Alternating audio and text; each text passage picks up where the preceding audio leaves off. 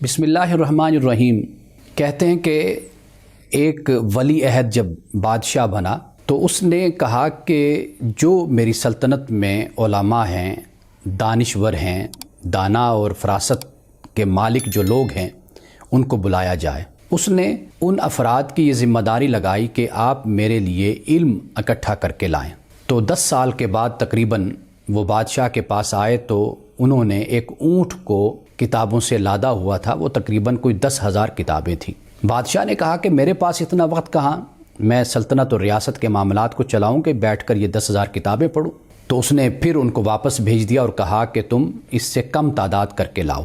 اور پھر جب وہ بادشاہ کے پاس آئے کافی سالوں کے بعد، اس وقت بادشاہ کے بچے تھے، بیویاں تھیں، ان کے مسائل تھے، ریاست کے مسائل تھے، تو وہ بادشاہ کے پاس جب آئے تو صرف 1000 کتابیں لے کر آئے۔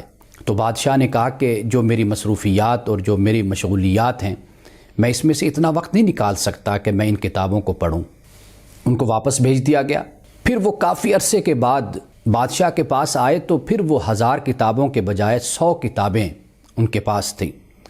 بادشاہ نے کہا کہ میں اس وقت بیرونی طاقتوں سے نبرد آزما ہوں، ان سے لڑ رہا ہوں اور حالت جنگ میں ہوں، میری ریاست کے اندر کے حالات بھی کمزور ہیں اور اس کے علاوہ میرے اپنے خاندانی مسائل بھی ہیں، تو میرے پاس اتنا وقت نہیں ہے کہ میں یہ 100 کتابیں پڑھ سکوں۔ پھر کافی عرصے کے بعد پھر جب وہ دوبارہ آئے تو اس وقت ان کے ہاتھ میں ایک کتاب تھی، لیکن بادشاہ اس وقت بستر علالت پر تھا، کمزور ہو چکا تھا، بوڑھا ہو چکا تھا، اور وہ اس حالت میں نہیں تھا کہ وہ اس ایک کتاب کا بھی مطالعہ کر سکے۔ انسان ساری زندگی آئیڈیل وقت کی تلاش میں ہوتا ہے اور وہ یہ چاہتا ہے کہ کبھی یہ وقت آئے تو میں بیٹھ کر پڑھوں گا، مطالعہ کروں گا، کچھ لکھوں گا اور اہم امور نپٹاؤں گا، لیکن انسان ساری زندگی اس خاص وقت کی تلاش میں ہوتا ہے کہ جو اس کی زندگی میں کبھی نہیں آتا۔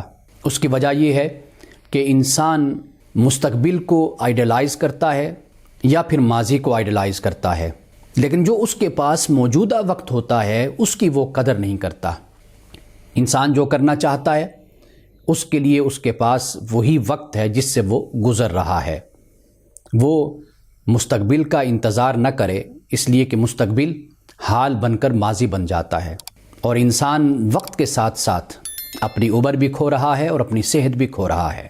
اس لیے انسان کے پاس جو لمحہ موجود ہے در حقیقت یہی غنیمت ہے، اور جو انسان کچھ کرنا چاہے تو وہ اپنے لمحہ موجود میں ہی کرے۔